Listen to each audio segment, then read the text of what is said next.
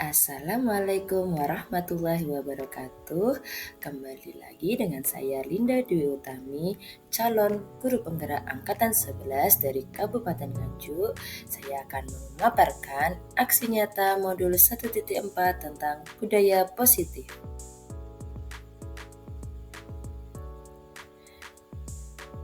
Kali ini saya akan memperkenalkan inspirator saya, yaitu Ibu Fasilitator dan Ibu Pengajar Praktik saya.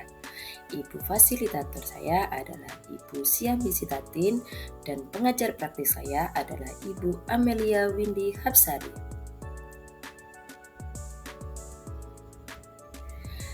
Rancangan tindakan aksi nyata saya adalah: yang pertama, latar belakang. Membuat kesepakatan kelas tidaklah mudah.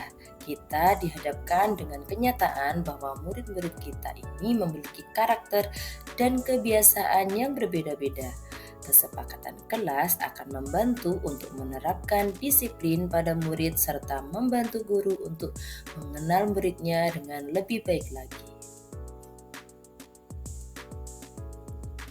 Tujuannya adalah yang pertama, mengembangkan perilaku positif bagi anak, yang kedua, menumbuhkan motivasi internal dengan pembiasaan sejak usia dini, mengembangkan perilaku untuk mengelola dan menahan diri, menumbuhkan kedisiplinan dalam mentaati kesepakatan yang sudah dibuat bersama. Tolak ukurnya adalah terbentuknya kesepakatan kelas. Guru dan murid sama-sama konsisten dalam menerapkan kesepakatan kelas. Suasana kelas juga semakin kondusif, aman, nyaman, dan ramah. Lini masa tindakan yang dilakukan adalah kesepakatan kelas yang dimulai di kelas saya, yaitu di TK Termometer Pesantren, dilaksanakan saat bulan Agustus 2024. Adapun langkah-langkahnya, menanyakan pendapat murid dengan memberikan kesempatan, memberikan ide atau curah pendapat apa saja kesepakatan kelas kita supaya kelas semakin nyaman dan kondusif. Menanyakan ide-ide tentang kelas impian, menyimpulkan ide-ide menjadi sebuah kesepakatan kelas. Guru dan murid meruntut kesepakatan kelas yang sudah dibuat, dan murid melakukan kesepakatan dengan memberi cap jempol sebagai tanda kesepakatan. Dukungan yang diperlukan adalah kolaborasi yang baik dari semua warga sekolah, yaitu kepala sekolah, guru, murid, dan juga wali murid.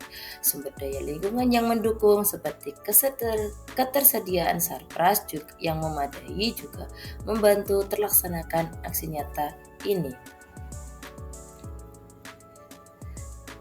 Tahapan yang pertama adalah perencanaan. Saya melakukan diskusi secara internal kepada kepala sekolah, melakukan kolaborasi dan diskusi tentang aksi nyata penerapan budaya positif dalam bentuk kesepakatan kelas.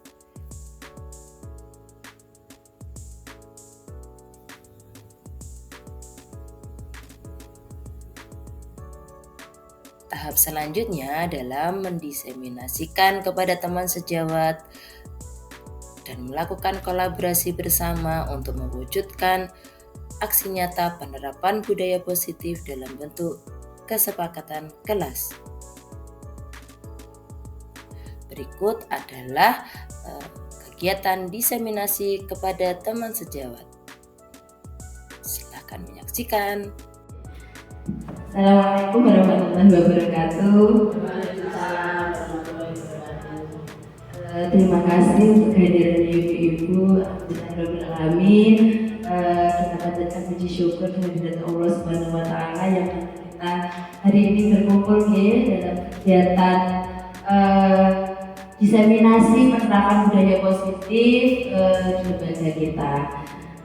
Kedua kalinya salawat serta salam senantiasa kita aturkan kepada junjungan kita Nabi Muhammad SAW, yang mana syafaatnya kita nantikan di yaumul akhir. Amin. Saya ucapkan terima kasih sekali lagi atas dukungan dan juga waktu yang diberikan kepada saya, sehingga saya bisa diberi waktu untuk memaparkan penerapan budaya positif sebagai tugas kami sebagai dalam program guru penggerak di calon guru penggerak Universitas Kabupaten Nganjuk.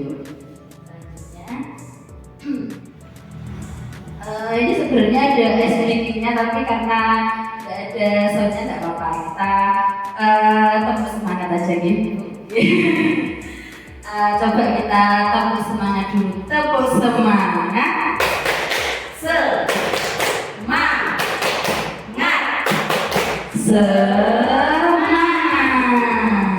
Oke. Nah, untuk menambah kesemangatan kita hari ini ada kata-kata di depan Ibu. Sedang apa kita hari ini? Nanti kita jawab sama-sama, bersenang-senang. Kita coba cek dulu. Nanti kalau saya tanya, sedang apa kita hari ini? Bersenang-senang. Oke. Kita meskipun sekarang sedang belajar, tapi tetap hati kita tetap merasa senang gitu. Senang dimanapun, karena dengan hati yang senang pasti ilmu apapun akan mudah kita terima dan nantinya akan kita terapkan dengan sebaik-baiknya. Silahkan dilanjutkan. Baik, untuk tujuan kegiatan pada hari ini yaitu yang pertama menyampaikan dari penerapan konsep inti modul budaya positif serta pemahaman mengenai konsep-konsep inti dalam modul budaya positif. Jadi di program guru penggerak itu ada beberapa modul, yaitu modul pamungkas dari modul 1 ini adalah namanya adalah modul 1.4. Modul 1.4 ini adalah membahas tentang budaya positif. Nah, selanjutnya kita akan membahas bagaimana penerapan budaya positif ini dapat kita terapkan di lembaga kita ini. Lanjutkan. Oke. Jadi sebelum kita mulai kegiatannya hari ini, kita membuat kesepakatan dulu. Kesepakatan belajar ini ada yang sudah saya tulis beberapa, yaitu yang pertama, seluruh peserta memiliki kesempatan untuk berpendapat, kemudian berpikiran terbuka dan saling menghormati.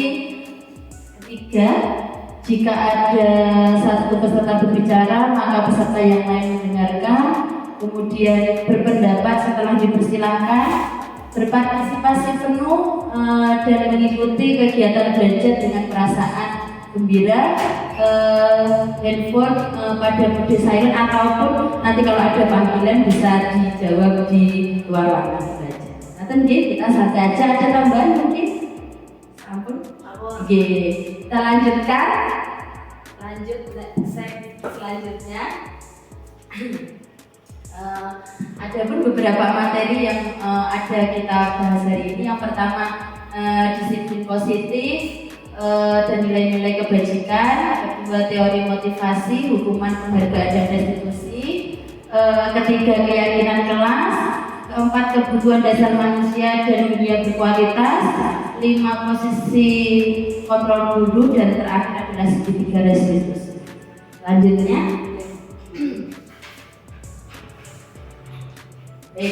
Pembelajaran paradigma baru. Seperti kita ketahui ini kan sekarang kita sedang menggunakan kurikulum merdeka dengan menggunakan paradigma baru, yaitu dengan pembelajaran yang dirancang dengan berdiferensiasi, menyesuaikan dengan minat dan karakter anak masing-masing anak, dengan banyak sekali pilihan kegiatan lain gitu. Jadi yang sudah kita terapkan di lembaga kita, sehingga peserta didik belajar sesuai dengan kebutuhannya berdasarkan tahapan perkembangannya. Untuk mewujudkan yang pastinya adalah profil belajar Pancasila sebagai landasan kita dalam menentukan kegiatan.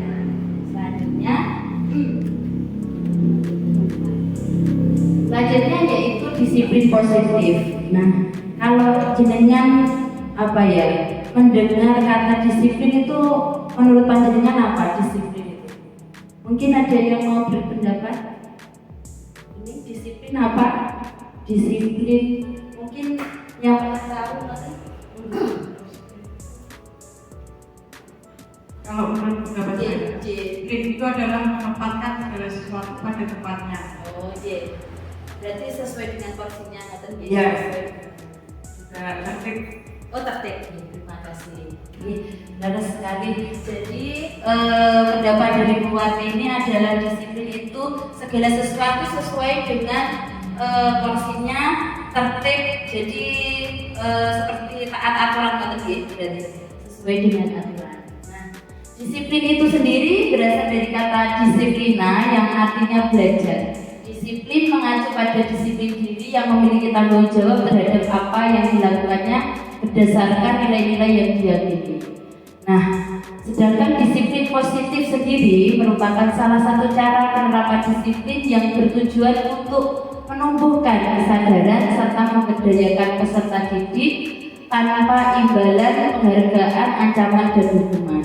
Jadi kalau mungkin yang sudah kita terapkan itu disiplinnya itu lebih banyak ke peraturan. Jadi peraturan-peraturan yang dibuat di kelas, terus anak-anak disiplin tepat waktu, misalkan jam 7:30 sudah di kelas. Nanti kalau tidak dapat hukuman dan sebagainya, mungkin seperti itu. Kalau disiplin positif sendiri itu yang paling penting adalah bagaimana muncul kesadaran dari dalam diri anak tanpa takut kalau ada imbalan, hukuman, tanpa mengharapkan imbalan dan sebagainya.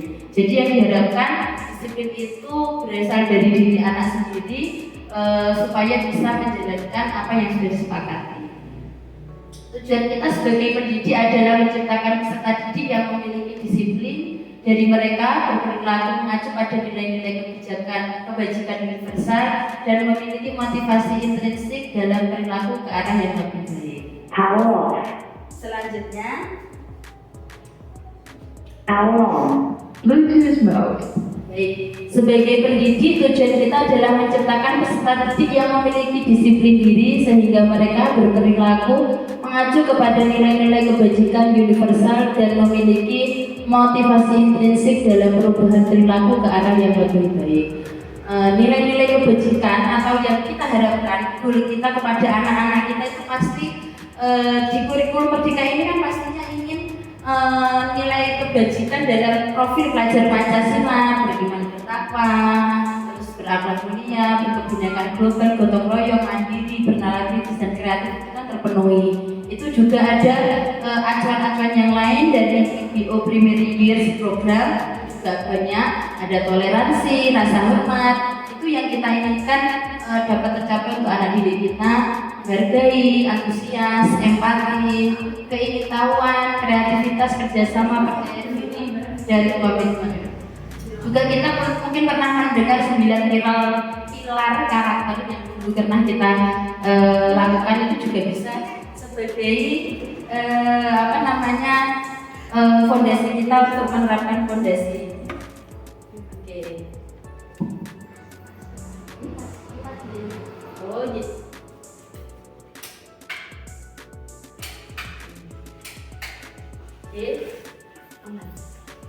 Oke, selanjutnya.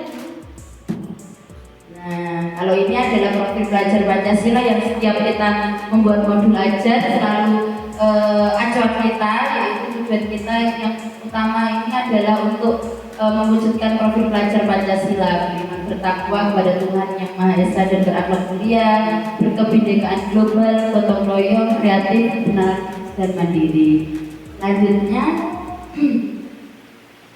ini adalah beberapa miskonsepsi atau mungkin kesalahan pemahaman kita tentang bagaimana cara pemberian hukuman dan sebagainya kepada anak-anak, atau kita mau mengembangkan karakter kepada anak-anak.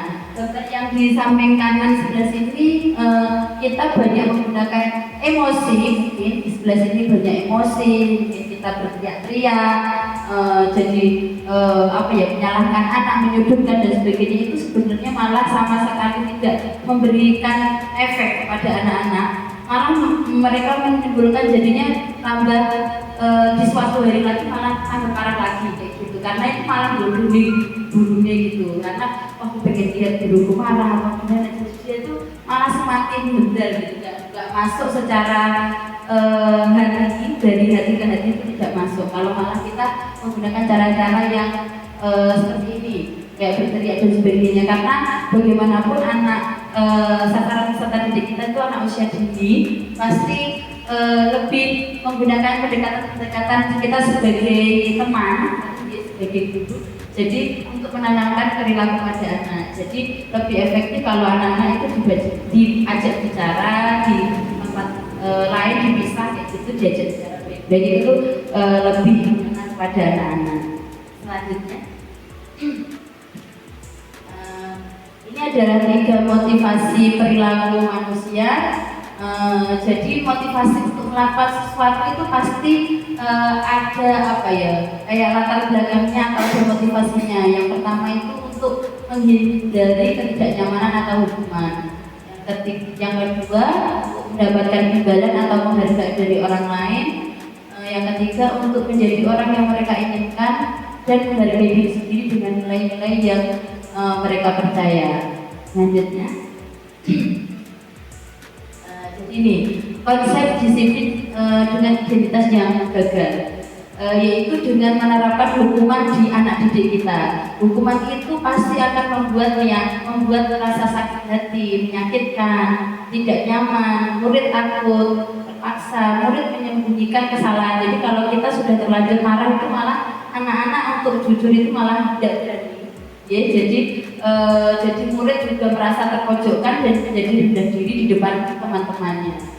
Nah, penghargaan ini sebenarnya juga bisa kita berikan kepada anak-anak didik kita, tapi kalau secara terus-menerus itu sebenarnya juga bisa menjadi bumerang bagi kita karena menimbulkan kalau yang mendapatkan reward hanya anak-anak itu saja jadi iri kepada temannya. Terus juga anak itu menjadi tergantung dengan apa yang diberikan guru. Jadi kalau nggak dikasih imbalan, maka mereka tidak akan melakukan. Bluetooth mode. Jadi kalau nggak dikasih imbalan, mereka tidak akan melakukan hal yang positif seperti itu. Jadi memberikan penghargaan itu juga harus sesuai dengan porsinya, dengan cara-cara yang apalagi tidak terlalu banyak barang seperti itu. Jadi anak-anak nanti pikirannya aku guru bawa nanti dikasih apa, nah itu jadi mengurangi ketulusan dari anak. Jadi ya kita tergantung apa yang dikasihkan ke guru. Kalau guru nggak kasih imbalan, ya mereka nanti nggak akan positif lagi. Dan kemudian ini adalah konsep disiplin dengan identitas yang sukses. Jadi ini mungkin bisa diterapkan seperti konsekuensi juga restitusi. Jadi murid di sini lebih bertanggung jawab untuk perilakunya. Jadi dengan restitusi itu yang nanti kita akan bahas, fokus pada pemecahan masalah jangka panjang, murid menjadi lebih menghormati dirinya dan orang lain, dan juga murid bersemangat untuk memperbaiki kesalahan. Nanti setelah ini kita akan membahas apa itu yang namanya restitusi. Selanjutnya Bu. Oke. Jadi sebelum kita ke restitusi, ini kita ada sedikit pertanyaan, apa perbedaan peraturan dan keyakinan kelas? Mungkin ada yang mau berpendapat, mungkin peraturan itu apa dan keyakinan kelas itu apa, mungkin ada yang tahu. Kalau peraturan itu biasanya yang sifatnya sudah ada sebelumnya, jadi sudah tertulis. Misalkan kan ini ada tertib, pakai seragam, karo Senin pakai seragam ini gitu kan, berarti sudah ada tanpa melibatkan anak-anak, sudah dibuat ya. Tapi kalau keyakinan kelas ini berbeda, ini konteksnya dalam kelas misalkan. Nah, jadi kalau di kelas itu anak-anak dilibatkan dalam membuatnya. Jadi mungkin tahun ajaran sekarang keyakinan kelasnya tidak sama dengan yang kakaknya yang penerus. Jadi ketika kita membuka kelas baru, apalagi di tahun ajaran baru seperti sekarang itu bisa untuk lebih mengendalikan anak-anak mungkin dengan menggunakan keyakinan kelas ini. Jadi anak-anak itu diajak membuat peraturan seperti jadi betul kalau sudah selesai misalkan sudah masuk kelas tidak boleh pakai sepatu misalkan, kayak gitu aja itu disepakati. Nah kita pakai sepatu apa enggak kira-kira supaya supaya bersih. Oh iya nggak usah Bu, berarti nanti kita buat, oh berarti masuk kelas itu nggak boleh pakai sepatu. Terus kalau ada bungkus jajan jatuh, nanti siapa saja bisa membantu mengambil dibuang ke tempat sampah gitu. Atau setiap pagi itu yang membersihkan papan itu anak-anak, bukan guru. Hal-hal yang kecil seperti itu tuh dapat membuat anak menjadi tertib dan juga mereka punya disiplin positif seperti itu. Silakan dilanjut. Jadi pembentukan keyakinan kelas ini adalah meliputi banyak hal. Syarat-syaratnya yang mungkin ini nanti bisa menjadi pembelajaran untuk kita semua. Keyakinan kelas bersifat lebih abstrak daripada peraturan, jadi yang lebih rinci dan konkret. Jadi apa saja kita tidak bisa menentukan keyakinan kelas kita itu nanti apa, karena ya tergantung kesepakatan kelas dengan anak-anak. Keyakinan kelas itu berupa pernyataan-pernyataan universal yang nggak usah panjang-panjang, yang penting anak-anak itu paham semuanya, karena yang membuat mereka sendiri, yang menjalankan juga mereka sendiri. Pernyataan keyakinan kelas senantiasa dibuat dalam bentuk positif. Jadi kayak tidak boleh membuang sampah pada tempatnya, ganti dengan kata-kata positif, buang sampah di tempat sampah. Tidak memukul teman, diganti kata-katanya menjadi menyayangi teman. Jadi kita juga membelajarkan kata-kata atau kalimat positif pada anak-anak kita. Keyakinan kelas hendaknya tidak terlalu banyak sehingga mudah diingat dan dipahami di kelas. Keyakinan kelas sebaiknya sesuatu yang diterapkan di lingkungan sekitar. Bisa di lingkungan kelas pada khususnya, juga bisa membuat kesepakatan sekolah pada kelas sekolah satu sekolah untuk penerapan semua anak di semua sekolah, semua kelas. Kemudian semua warga bisa ikut berkontribusi dalam pembuatan keyakinan kelas lewat pendapat. Kemudian bersedia meninjau kembali keyakinan kelas dari waktu ke waktu. Jadi jika dirasa keyakinan kelas itu sudah mulai tidak banyak yang itu lagi, kita bisa buat lagi, kita bisa mengevaluasi apa-apa yang perlu ditambahkan, apa yang perlu dikurangi gitu. Selanjutnya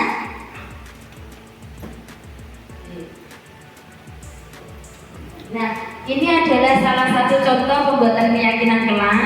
Jadi kita bisa menggunakan salah satunya sticky note seperti ini. Anak-anak kita, ayo kita membuat keyakinan kelas yuk. Kira-kira kita boleh apa dan boleh apa saja yang harus kita lakukan, itu kita bantu tulisan. Anak-anak belum banyak yang mungkin menulis dalam kalimat, ya kita tuliskan, nanti kita tempel-tempel di sticky note seperti itu, atau nanti kita ganti pakai kertas atau apa dituliskan itu boleh.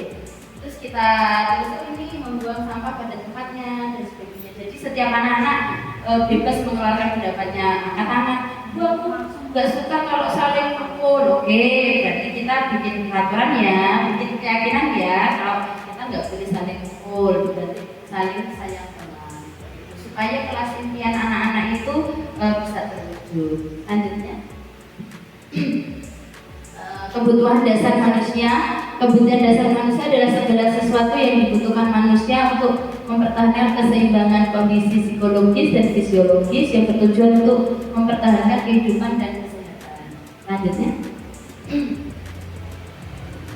Baik, ada 5 kebutuhan dasar menurut Dr. William Glasser dalam Choice of Theory. Yang pertama adalah kebutuhan bertahan hidup, adalah sifatnya fisiologi, seperti kita itu kebutuhan bertahan hidup kita pasti ya makanan, istirahat, pakaian dan sebagainya, rumah, keamanan dan kesehatan.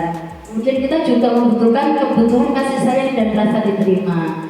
Ini sifatnya psikologis, jadi tidak nampak tapi sangat kita butuhkan untuk kehidupan kita.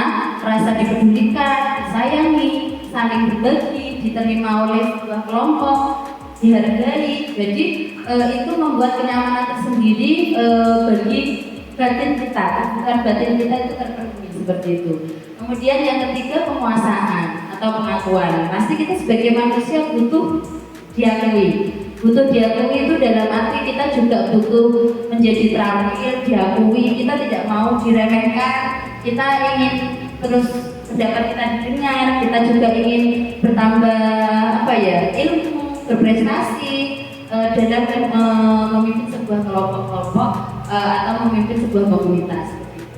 Kemudian yang keempat, kebebasan. Nah, kita juga sebagai manusia tidak mau hidupnya itu tertekan ataupun terkekang. Nah, itu kita juga pengen bebas, kita punya otonomi sendiri, kita mau menentukan kita mau kemana, potensi kita dibawa kemana untuk mencoba hal-hal baru. Nah, itu juga anak-anak didik kita juga berhak untuk mendapatkan kebebasan ini ketika belajar di sekolah. Juga kesenangan. Nah, kesenangan itu juga pasti kebutuhan kita, karena kita nggak mau kan kalau kita juga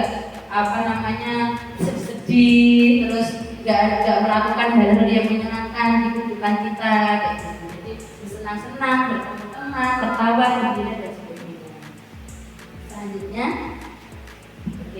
5 posisi kontrol restitusi, penghukum, pembuat rasa bersalah, pemantau, manajer, dan teman. Selanjutnya, jadi ini 5 contoh, 5 posisi kontrol tadi, yaitu kita sebagai guru itu mau menjadi kontrol yang mana? Apakah kita mau jadi yang menghukum? Jadi kita menunjuk-nunjuk anak satu ya caranya ya nggak boleh ya kayak gitu, lalu berdiri. Nah, kita dengan nada-nada yang keras, misalkan apalagi di anak TK kita suruh berjemur kan nggak mungkin kan, suruh di luar kan nggak mungkin gitu. Pemantau, kalau pemantau ini kita kamu sudah melanggar apa peraturan dan konsekuensinya, nah kayak gitu. Jadi pemantau itu kalau misalkan ada anak yang melanggar, nah kemudian kita itu coba lihat, kita dipantau aja. Nah, kalau menurut saya di anak usia dini itu belum cocok karena anak-anak itu masih perlu untuk diarahkan seperti itu. Kemudian teman, ayolah yang tertib buat bu guru. Buat bu guru bangga. Kali ini tidak apa-apa kamu salah. Kemudian membuat rasa bersalah. Berapa kali bu guru harus memberitahu kamu, bu guru kecewa sama kamu. Nah, itu membuat anak menjadi merasa bersalah. Nah, untuk di pendidikan guru penggerak ini kita diharapkan dapat menjadi pendidik yang sebagai manajer ini. Jadi kenapa kita harus menjadi manajer ini adalah apakah kamu tahu kesalahan, jadi kita tidak langsung menjudge anak, kita tanya dulu apakah kesalahan kamu, kira-kira bagaimana kamu akan memperbaiki kesalahan dan sebagainya. Jadi kita tidak mengedepankan pemikiran kita untuk mencari solusi, tapi mendahulukan pemikiran anak untuk mencari solusinya. Selanjutnya, nah ini contoh kasus yang sering terlambat ke sekolah, yaitu guru menghukum siswa dengan mengikuti kegiatan pembelajaran dari luar kelas selama 1 jam pelajaran. Kira-kira ini termasuk tipe kontrol yang mana? Yang menghukum tadi, tipe penghukum. Betul. Jadi yang kedua, guru menanyakan alasan kenapa terlambat, kemudian memberi kesempatan untuk memperbaiki kesalahannya. Kira-kira ini masuk yang sebagai apa gurunya? Manajer. Selanjutnya, yang di sini adalah konsep restitusi. Nah, ini adalah yang tadi saya jelaskan, pengertian restitusi. Restitusi sendiri adalah proses menciptakan kondisi bagi murid untuk memperbaiki kesalahan mereka sehingga mereka bisa kembali pada kelompok mereka dengan karakter yang lebih kuat. Ini menurut dosen 2004. Kemudian ciri-ciri restitusi bukan untuk menembus kesalahan, namun untuk belajar dari kesalahan. Kemudian memperbaiki hubungan, sifatnya adalah tawaran bukan paksaan, yaitu menawarkan bagaimana ya kamu mau memperbaiki kesalahan tidak kira-kira, karena tadi kan kamu sudah memukul. Nah, itu ditawarkan, nggak harus dia memperbaiki tapi ditawarkan. Nah, kita tahu nanti sikapnya anak seperti apa. Kemudian restitusi menuntun untuk melihat ke dalam diri, supaya dia bisa melihat oh iya ya bukan itu salah. Tujuan kita itu supaya anak-anak bisa tahu kalau dirinya salah itu bukan dari orang lain tapi dari dirinya sendiri. Kemudian restitusi mencari kebutuhan dasar yang mendasari tindakan. Restitusi diri adalah cara yang paling baik. Restitusi fokus pada karakter bukan tindakan. Restitusi fokus pada solusi. Restitusi mengembalikan murid yang berbuat salah pada kelompoknya. Nah, tadi sudah kita singgung di depan, segitiga restitusi itu adalah suatu proses dialog yang dijalankan oleh guru yang dapat menghasilkan murid yang mandiri dan bertanggung jawab, yang sifatnya memberikan penawaran bukan paksaan tadi. Kemudian jadi ada segitiganya, jadi ada lambang segitiga di sana. Nah itu segitiga restitusi. Nah tiga segitiga atau tiga sisir segitiga tadi adalah yang pertama menstabilkan identitas, kemudian yang kedua validasi tindakan yang salah, yang ketiga menanyakan keyakinan. Ini adalah langkah-langkah ketika kita menemui sebuah masalah pada anak, misalkan ada anak yang bertengkar, ada anak yang terlambat, ada anak yang tidak menaati keyakinan kelas dan sebagainya. Kita bisa gunakan tiga langkah-langkah ini dalam penerapannya di kelas. Nah ini lanjut dulu, nanti coba contohnya persatu. Yang pertama menstabilkan identitas. Jadi di sini tuh menstabilkan emosi anak. Mungkin ada suatu kasus anak itu misalkan jembak-jembakan berdua. Laki-laki dua-duanya itu masih jembat-jembat kayak gitu kan, kita lerai. Nah kita nggak usah marahin di situ, nggak usah apa-apakan di situ, kita carikan tempat. Salah satu kita ambil anaknya, kita ke kantor misalkan, kita turunkan dulu emosinya karena dia itu kan masih dalam keadaan emosi dan masih pegel kalau koncone. Dia pasti merasa benar, nah mungkin dia merasa salah karena dia melakukan jalan itu pasti ada alasannya. Nah, kita kan ini nggak tahu kan posisinya awalnya bagaimana. Kemudian kita tanya dulu ke anak-anak. Jadi melakukan pendekatan dulu. Ayo coba Mas Ardi, misalkan Mas Ardi kenapa kok dipanggil guru ke sini? Ditanya. Habis itu misalnya jawab, oh Bu, toyo-toyoan misalkan. Apa Mas Ardi kan bisa pakai beberapa kata-kata ini, misalkan berbuat salah itu wajar. Nah ibu guru juga dulu tuh ya pernah ini bertengkar karo koncone. Jadi kita jadi temannya dulu aja, karena kalau kita sudah keras di awal tuh pasti dia akan cenderung ke satu, nggak mau jujur. Karena dia pasti akan kai, nah itu pasti. Nah itu jadi ini dicoba dulu, jadi ditanya, coba ibu guru tidak mencari yang salah, namun ibu guru mau cari solusinya. Mas Ardi mau nggak diajak ngobrol sama guru? Bisa diajak ngobrol pelan-pelan itu. Step yang pertama yaitu menstabilkan identitas. Yang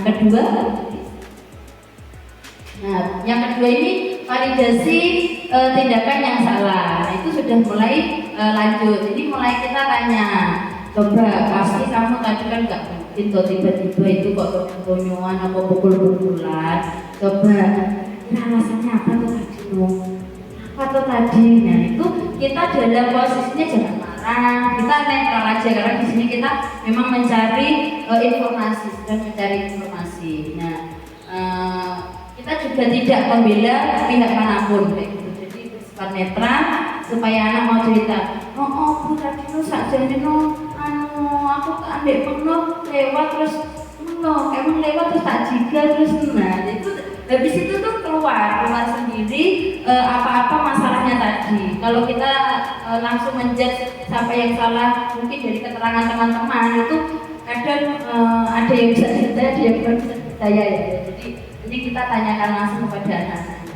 Jadi ini di sini kita menanyakan kronologinya itu seperti apa dengan bahasa-bahasa yang sebagai teman kepada anak. Selanjutnya menanyakan keyakinan. Nah, kemudian kita hubungkan dengan keyakinan kelas yang kita buat. Coba Mas Ardi tahu nggak? Kita kan kemarin sudah bikin keyakinan kelas kalau kita itu harus sayang teman. Kalau Mas Ardi tadi jika kakek teman itu termasuk sayang teman dah ya. Nah, di situ biarkan anak berpikir, oh iya berarti itu kan enggak termasuk yang keyakinan kelas yang dilakukan anak-anak yang sudah disepakati. Jadi dia menyadari kalau itu melanggar keyakinan yang sudah dibuat. Kan pas membuat keyakinan dia juga ikut. Jadi dia tahu kalau itu melanggar. Kemudian diberi kesempatan. Terus setelah ini tuh gimana ya enaknya ya Mas ya gitu. Biarkan dia berpikir apa yang dilakukan. Bisa minta maaf.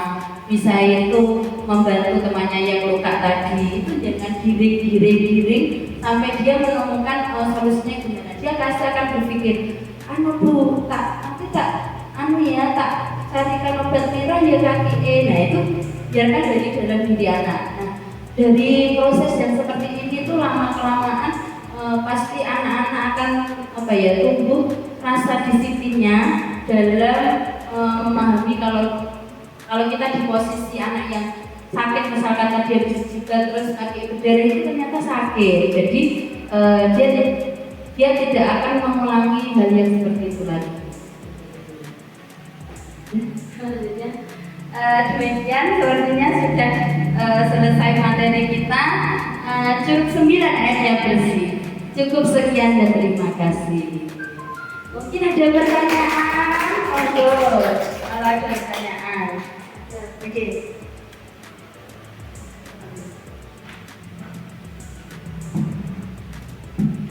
Terima kasih atas waktunya Bu Linda. Yang ingin saya tanyakan adalah, misalkan di dalam satu kelas ini kan kita berbagi 15 anak, dan di situ biasanya kita itu sudah tahu ada beberapa anak itu yang sering perilakunya itu sama sekali belum terkontrol. Artinya mungkin sering kali kalau bahasa kasarnya buat onan gitu ya. Dia mungkin suka mengganggu temannya, atau mungkin dia usil atau yang lainnya sehingga membuat kegaduhan seperti itu. Nah, ini biasanya tidak hanya satu anak saja, mungkin ada beberapa anak yang punya karakter seperti itu yang masih harus kita hargai. Kalau kita menggunakan segitiga restitusi seperti ini sepertinya kan kita harus membutuhkan banyak waktu Bu ya. Karena kita harus berbicara dari hati ke hati. Jadi kita panggil anak dulu ke satu tempat. Mungkin kan biar tidak malu, atau mungkin anak bisa lebih jujur dan sebagainya, sambil menunggu emosinya stabil ya. Lalu sedangkan yang di kelas itu jelas kosong gitu ya. Dan kita pasti bingung nanti kita akan bagaimana menghadapi yang anak ini dulu, atau kita meninggalkan banyak teman-temannya yang masih butuh perhatian juga seperti itu. Dan yang saya tanyakan mohon penjelasannya bagaimana menyikapi hal seperti itu. Terima kasih. Luar biasa pertanyaannya. Mungkin ini yang sering kita hadapi, apalagi kita di kelompok TK ini kan kita gurunya satu, anaknya 15, dan itu di sini Ona, di sana sebenarnya dia jadi ikut-ikutan, misalkan di sini ribut. Nah, jadi begini Bu, yang pertama itu untuk penerapan segitiga restitusi itu tidak harus langsung waktu itu diselesaikan. Nah, itu bisa nanti istirahat. Nah, itu tidak harus sakal, enggak. Jadi bisa di pending dulu sesuai dengan suasana di kelas itu kan tidak mendukung, karena nggak mungkin kita tinggal demi tadi misalkan ada 2 anak yang bertengkar, kita lerai dulu, tetap dilerai, kita lanjutkan dulu pembelajaran.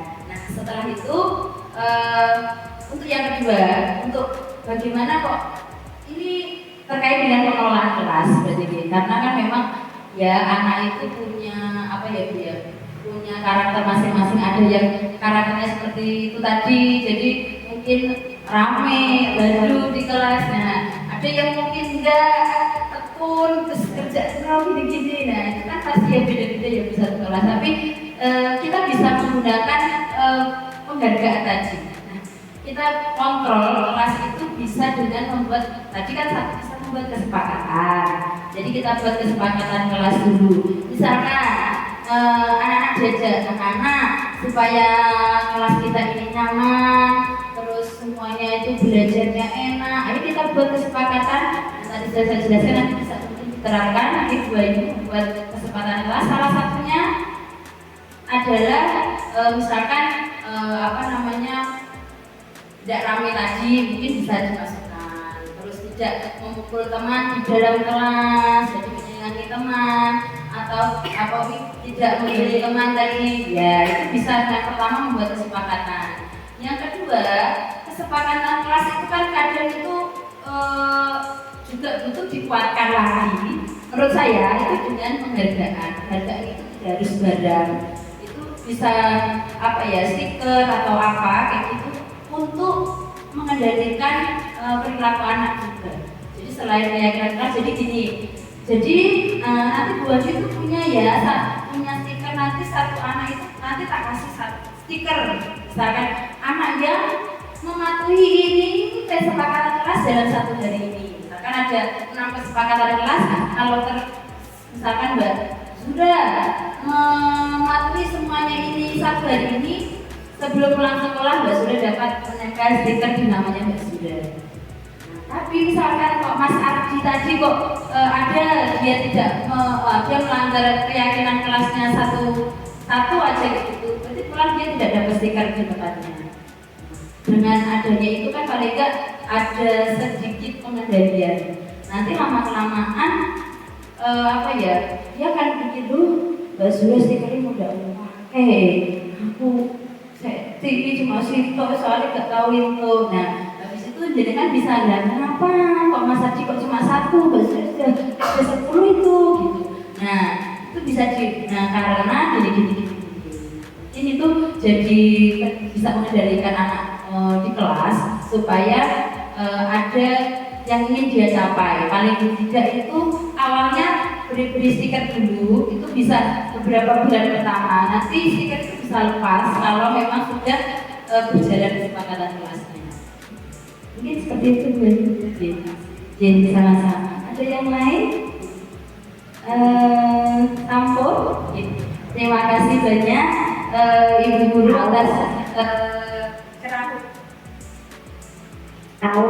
atas ramunya hari ini, menyempatkan waktunya untuk belajar bersama dengan saya. Semoga yang kita bahas hari ini itu bermanfaat dan bisa kita terapkan di kelas kita masing-masing, sekolah kita masing-masing. Jika ada salah kata dan perbuatan, saya mohon maaf yang sebesar-besarnya. Wassalamualaikum warahmatullahi wabarakatuh.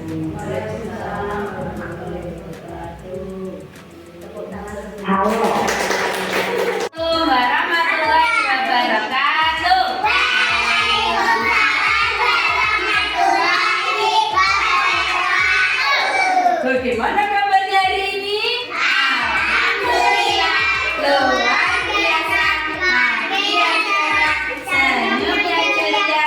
Aku bisa, aku pasti bisa. Yes. Anak-anak, semangat hari ini? Anak semangatmu? Nah, Bu Linda punya apa ini di depan ini ya?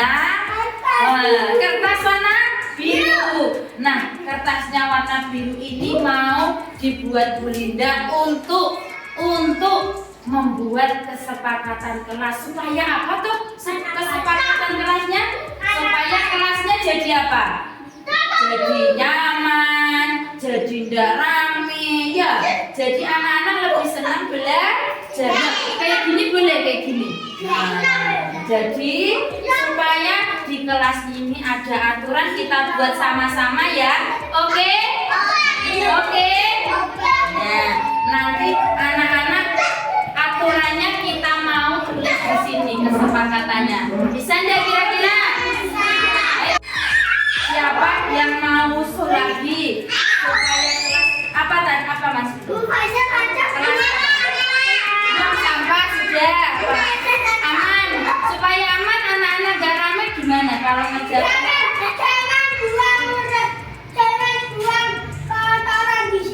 jangan buang kotoran di kelas. Oh, jangan pukul teman ya. Jangan pukul satu-satu, duduk. Jangan pukul teman. Bu Linda bantu tulis ya. Ini dikit. Ya Mas. Ditempel di sini. Jangan pukul teman. Jangan apa tadi? Pisau. Tidak boleh bilang ngomong kotor. Tidak boleh. Ya sama.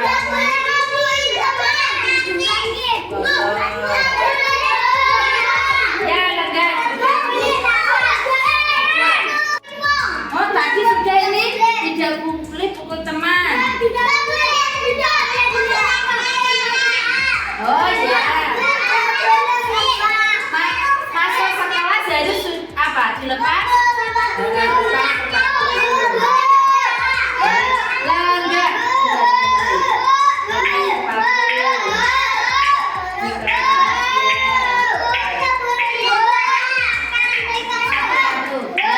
Baik sama teman.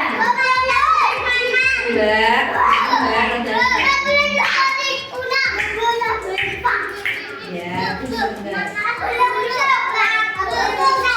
Ini baik sama teman. Sampai sini.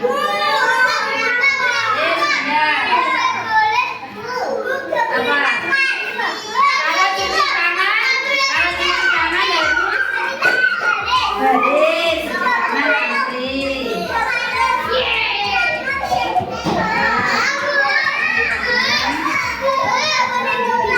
Iya. Ini Mas Ardan, cuci tangan nanti. Tidak boleh apa tadi? Rame di kelas. Tidak boleh lari-lari.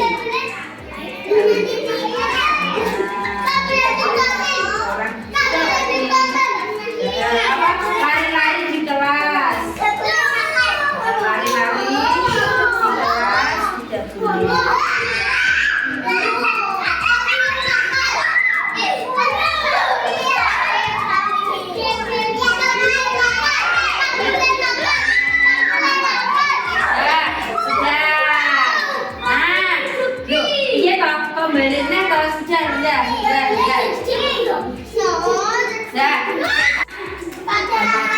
Terus apa lagi?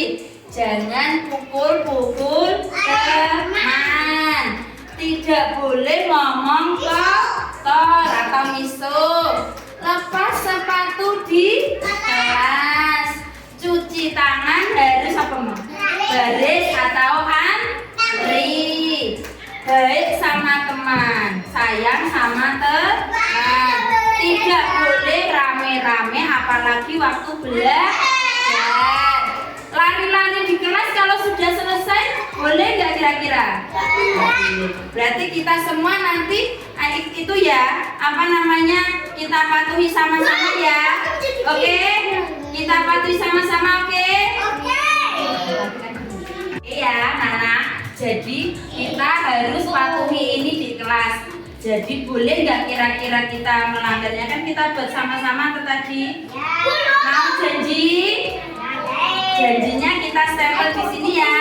Ya dari Mbak Mina ya, stempel satu-satu di sini. Janjinya di sini. Ya. Oke, yuk. Janji kalau setuju ini.